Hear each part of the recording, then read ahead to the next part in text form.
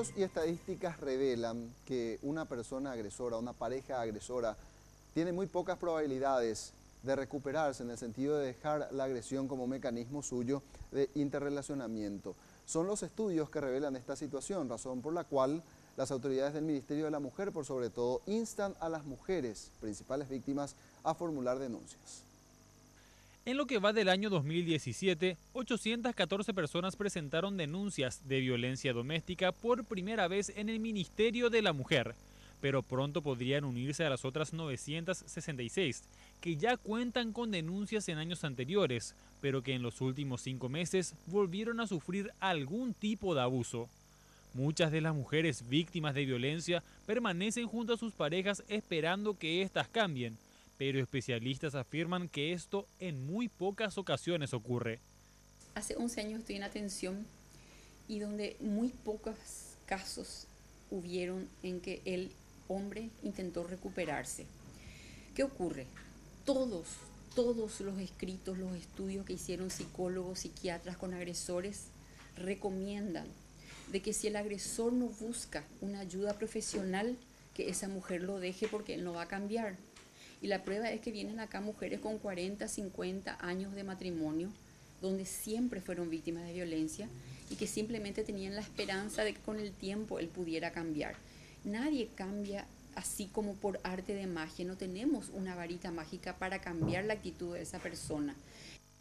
Mencionó que en la mayoría de los casos se habla más de la víctima que del victimario, quien es realmente el problema, y que si las mujeres permanecen en un ambiente de violencia se debe a un trabajo psicológico realizado por el golpeador. Ella se ve envuelta en un ciclo de la violencia, ¿verdad?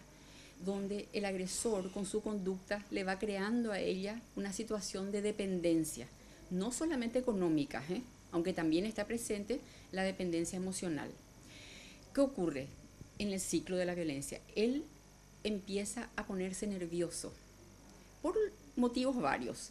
Se llama el aumento de la tensión en la relación, que es la previa a la agresión, donde él se pone celoso, o porque ella recibió un WhatsApp en su celular, o porque le pusieron me gusta en el Facebook. Ahí viene la explosión, que puede ser no solamente violencia física, muchas veces bastante más común es la violencia psicológica verbal, en forma de insultos, de degradación, de humillaciones, ¿verdad?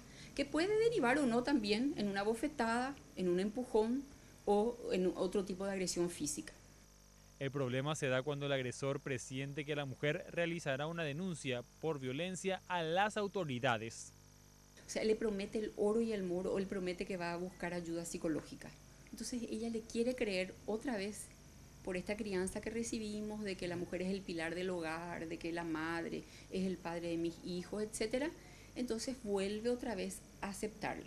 Ahí viene el periodo que le llamamos luna de miel, que puede durar desde un día hasta puede durar meses, según, porque un caso no es igual al otro, ¿ok? Hasta que empieza todito de nuevo, una y otra vez.